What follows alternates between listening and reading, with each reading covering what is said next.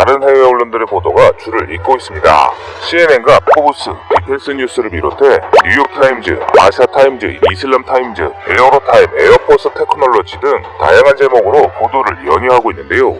그중 대한민국 KF-21 출고 세계 초음속 전투기 생산 독점 그룹에 합류라는 제목이 눈길을 끌고 있습니다. 특히 포브스의 한국의 새로운 전투기 KF-21은 F-35보다 중국 영향력 억제를 위한 더 뛰어난 대안이란 타이틀은 반가움을 넘어 놀랍기까지 합니다. 앞서 가장 먼저 KF-21 시제기 출고 소식을 전했던 CNN은 KF-21이 최신의 5세대 전투기인 F-35보다 더 높고 더 빠르게 비행하면서도 더 강력한 무기들을 탑재할 수 있는 것이라는 분석을 내놓은 바 있었습니다.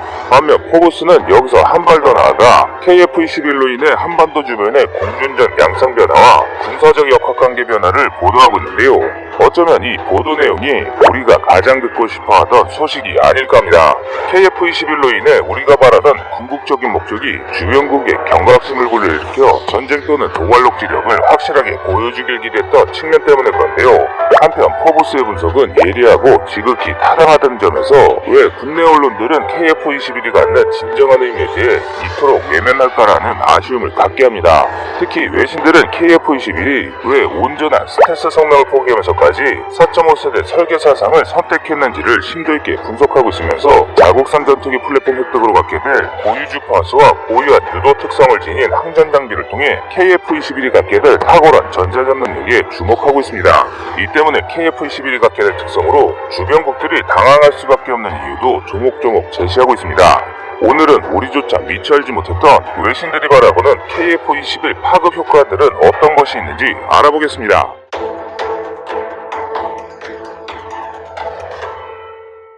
포브스는 경제 전문지입니다. 따라서 이번 보도에서도 당연히 경제적인 측면을 부각해 분석 의견을 내고 있습니다. 첫 번째 KF-21은 동북아에서 가장 먼저 첨단 장비들로 무장한 4.5세대 기체를 양산할 수 있는 기회를 거머쥔 것으로 분석하고 있습니다. 그런데 특이한 것은 중국산 전투기는 비교 대상에서 아예 제외했습니다. 그만큼 중국의 전투기는 다른 언론에서조차 신뢰성이 떨어진다는 뜻이기도 한데요.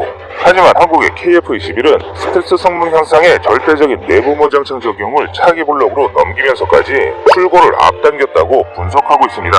또 빠른 시제기 출고 외에도 조기 양산 배치를 위해 총 6기에 달하는 시제기를 동시 조립해 지상에서의 내구도 테스트와 공중에서의 시험 비행 기간에 소요되는 수년에 달하는 테스트 기간을 획기적으로 단축하는 방식을 선택했습니다.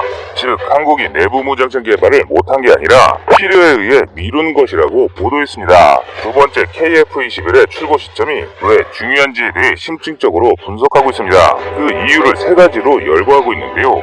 1. 동북아 첫 국산 4.5세대 시제기. 2. 수출 시장 선점 효과. 3. KF-21 탐지 자산의 주파수 특성과 무장 유도 특성 등을 파악하지 못해 주변국들인 중국과 일본이 겪게 될 혼란에 주목하고 있습니다.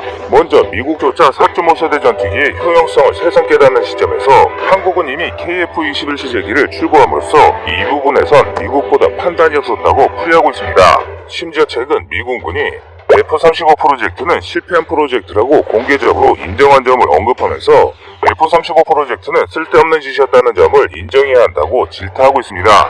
이어 미군군이 새 전투기를 설계하고자 한다면 KF-21의 설계 사상과 개발 과정을 참조하라고 비교하고 있습니다. 즉 KF-21은 미국조차 서둘러 개발해내야 할 현대전에 필요한 전투기이며 동북아에서는 실제 개발에 성공한 첫 4.5세대 전투기란 것입니다. 외신들은 한국의 전투기 조합을 제한된 수의 F-35와 다수의 4.5세대 전투기를 최적의 조합으로 꼽고 있습니다. 다음으로는 KF-21가 견줄 수 있는 현대전을 제대로 치러낼 전자전 성능과 가성비를 모두 갖춘 4.5세대 전투기는 전세계를 통틀어 유일무이하다고 분석했습니다. 이를 뒷받침하듯 현재 전세계에서 진정한 의미의 전자전 수행 능력을 갖춘 나라는 미국과 중국 두 국가밖에 없다고 외신들은 정의하고 있는데 그마저도 중국은 전투기의 심장인 엔진 문제 때문에 결격 사유를 안고 있다고 지적하고 있습니다.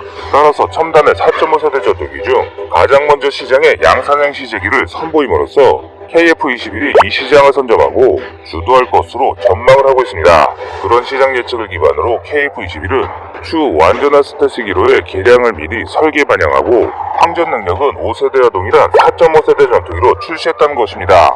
이 때문에 KF-21은 당연히 세계 시장에서 주목을 받을 수밖에 없다고 보도하고 있습니다.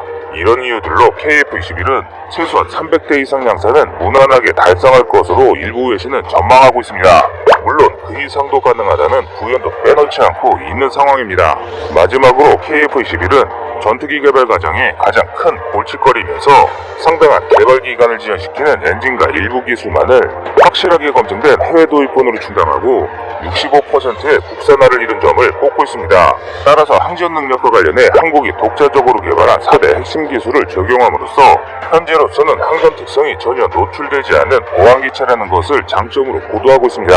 이런 이유로 시계외 공중전에서 KF-21을 탐지해 식별해내고 유도무기를 제밍하기란 거의 불가능할 것으로 평가했습니다. 베스트셀러인 미국산 암론공대공 미사일이 인도와 파키스탄전에서 파키스탄 공군에 의해 제밍을 당해 격추된 사례를 보면 독자적 기체와 무장의 중요성은 확연히 드러납니다. 암론공대공 미사일은 판매가 시작된 지가 꽤 되었고 세계 각국으로 대량으로 팔려나가다 보니 이미 미사일의 유도 특성이 유출되어 제밍에 노출되어 있습니다. 하지만 KF-21은 자국산 기체, 자국산 무장, 자국산 항전장비 획득이라는 놀라운 업적을 이루면서 다른 나라들은 우리 한국형 전투기를 배우기 바빠지기 시작했습니다. 이런 이유들 때문에 자체 플랫폼의 중요성은 아무리 강조해도 지나치지 않다는 것입니다.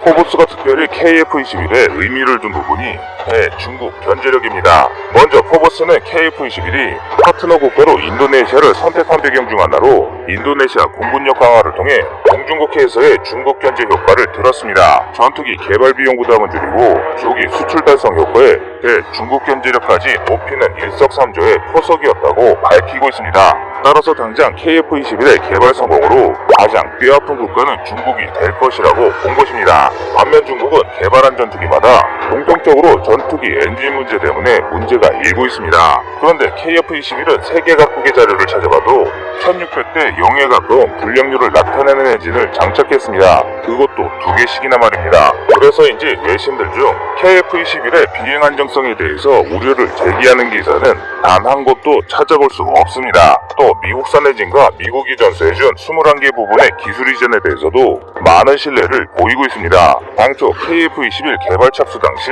미국은 카이치께서 요청한 총 26개 기술을 전수해주기로 했었습니다. 그중 4대 핵심 기술이 미의의 반대로 기술 이전이 좌절되자 한국이 자체적으로 국산화해버린 일화는 이미 유명하기까지 합니다. 반면 개발에 필요했던 다른 21개 부분의 기술은 착실하게 전수해주었습니다. 미국이 기술을 전수해 만든 T-50과 FA-50은 처음 제트기를 만든 나라라고는 믿기지 않을 만큼 높은 비행 안정성을 보여주었습니다. 이런 까닭에 이번에도 미국의 21개 기술 전수가 있었다는 점에서 KF-21의 비행 안정성은 두말할 나위가 없을 것이라고 외신들은 전하고 있습니다. 이 때문에 KF-21 롤아웃 행사장에서 기체의 형상을 조사하던 미디어 파스트 퍼포먼스 때 KF-21 기체의 대한민국 태극기, 미국 성조기, 인도네시아 메라 뿌띠기가 차례대로 조사되었던 이유기도 합니다. 미국 성조기를 KF-21에 조사했던 이유가 바로 이 21개 부분의 기술 이전을 해준 것에 대한 고마움의 표시였던 것입니다. 또한 미국은 KF-21에 세계 어느 국가로도 수출이 가능하도록 수출의 제약 조건도 달지 않았습니다. 반면 그동안 세계 전투기 시장을 석권해오던 F-35는 많은 구설이 끊이질 않고 있습니다.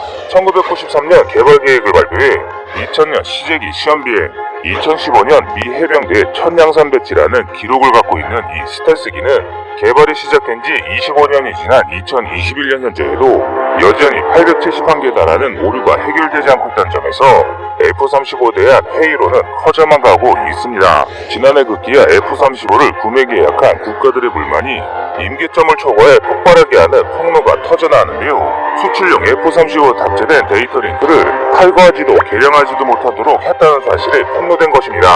내 돈 주고 산 내 전투기가 영원히 미국에게 종속적인 자세로 있다는 것을 안길 나라는 세계 어디에도 없습니다.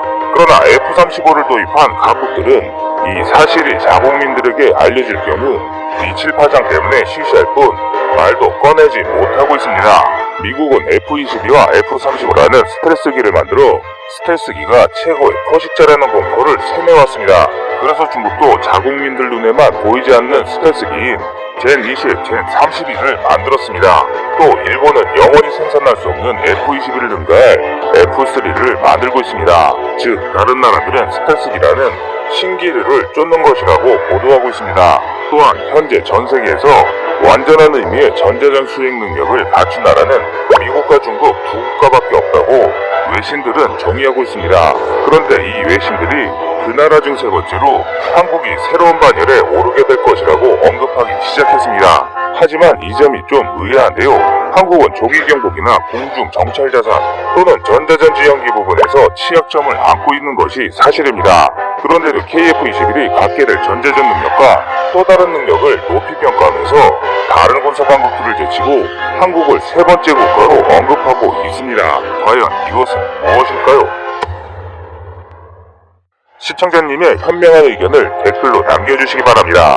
여러분들의 좋은 의견이 좋은 영상을 만드는데 많은 힘이 됩니다. 이상 거래튜브였습니다.